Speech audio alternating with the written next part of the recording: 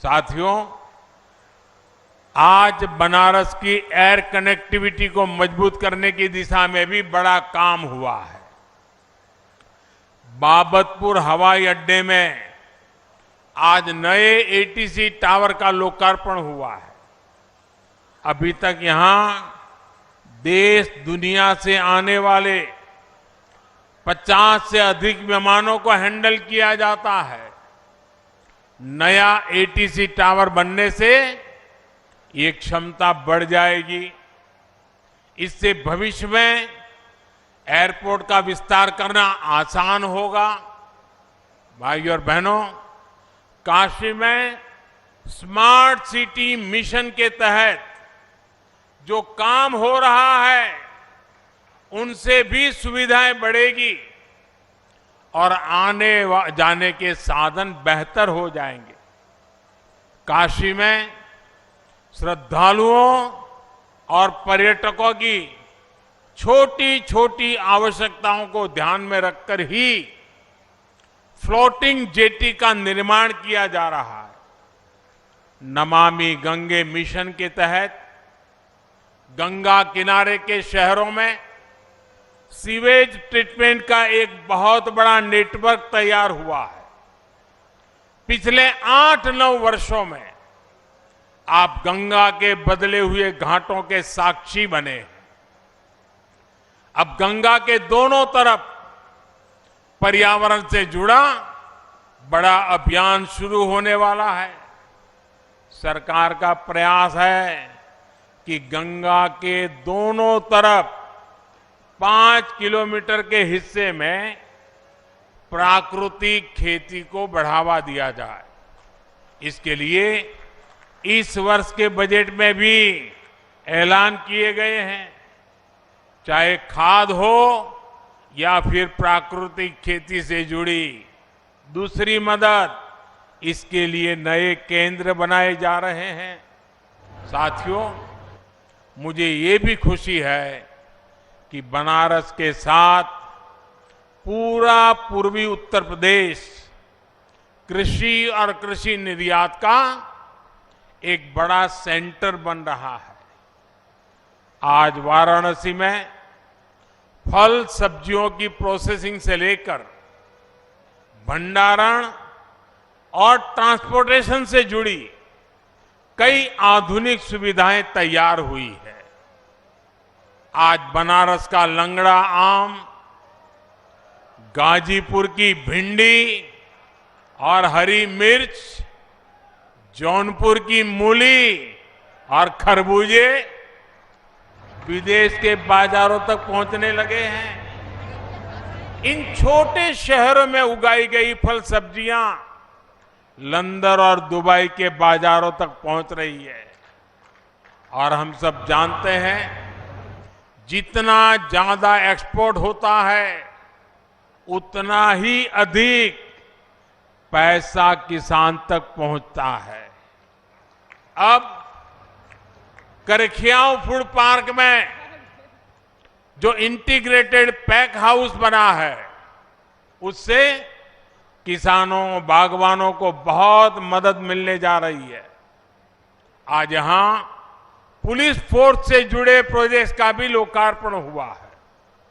मुझे विश्वास है कि इससे पुलिस बल का आत्मविश्वास बढ़ेगा, कानून व्यवस्था और बेहतर होगी। साथियों, विकास का जो रास्ता हमने चुना है उसमें सुविधा भी है और संवेदना भी है। इस क्षेत्र में एक चुनौती पीने के पानी की रही है। आज यहां पीने के पानी से जुड़ी अनेक परियोजनाओं का लोकार्पण हुआ है और नई परियोजनाओं पर काम भी शुरू हुआ है।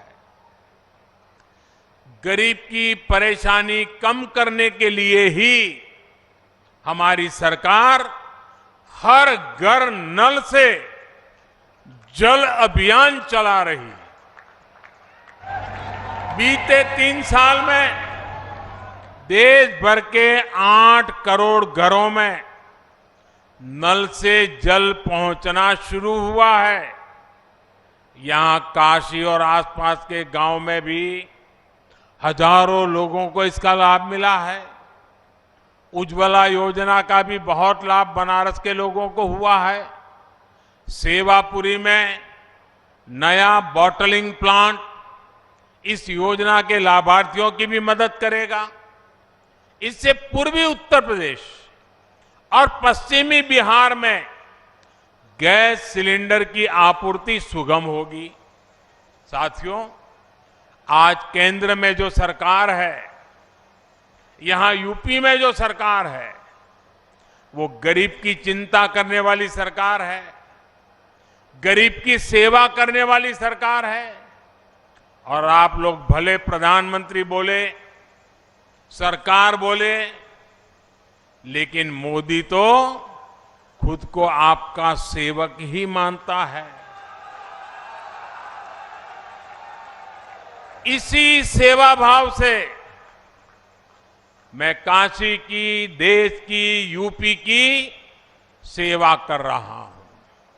थोड़ी देर पहले मेरी सरकार की अनेक योजनाओं के लाभार्थियों से बातचीत हुई है। किसी को आंखों की रोशनी मिली, तो किसी को सरकारी मदद से अपनी रोजी रोटी कमाने में मदद मिली। स्वस्थ दृष्टि समृद्ध काशी अभियान, और अभी मैं एक सज्जन से मिला तो वो कह रहे थे, साहब स्वस्थ दृष्टि दूरदृष्टि। करीब 1000 लोगों का मोतियाबिंद का मुफ्त इलाज हुआ है। मुझे संतोष है कि आज बनारस के हजारों लोगों को सरकार की योजनाओं का लाभ मिल रहा है। आप याद कीजिए, 2014 से पहले के वो दिन जब बैंकों में खाता खोलने में भी पसीने छूट जाते थे। बैंकों से ऋण लेना, इसके बारे में तो सामान्य परिवार सोच भी नहीं सकता था। आज गरीब से गरीब के परिवार के पास भी जनधन बैंक खाता है। उसके हक का पैसा, सरकारी मदद आज सीधे उसके बैंक खाते में आता है। आज छोटा किसान हो, छोटा व्यवसायी हो, हमारी बहनों के स्वयं सहायता समूह हो, सबको मुद्रा जैसी योजनाओं के तहत आसानी से ऋण मिलते हैं। हमने पशुपालकों और मछली पालकों को भी किसान क्रेडिट कार्ड से जोड़ा है। रेहड़ी पटरी फुटपाथ पर काम करने वाले हमारे साथियों को भी पहली बार पीएम स्वनिधि योजना से बैंकों से ऋण मिलना शुरू हुआ है। इस वर्ष के बजट में विश्वकर्मा साथियों की मदद के लिए भी पीएम विश्वकर्मा योजना लेकर आए हैं।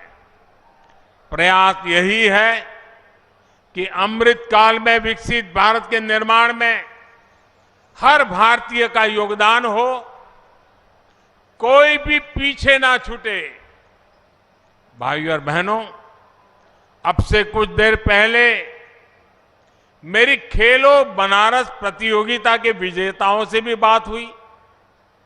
इसमें 1 लाख से अधिक युवाओं ने अलग अलग खेलों में हिस्सा लिया। सिर्फ ये अपने बनारस संसदीय क्षेत्र में। मैं सभी को बहुत बहुत बधाई देता हूं। बनारस के युवाओं को ज्यादा से ज्यादा खेलने का मौका मिले, इसके लिए यहां पर नई सुविधाएं भी विकसित की जा रही हैं। पिछले वर्ष सीगरा स्टेडियम के पुनर्विकास का फेज 1 शुरू हुआ। आज फेज 2 और फेज 3 का भी शिलान्यास किया गया है।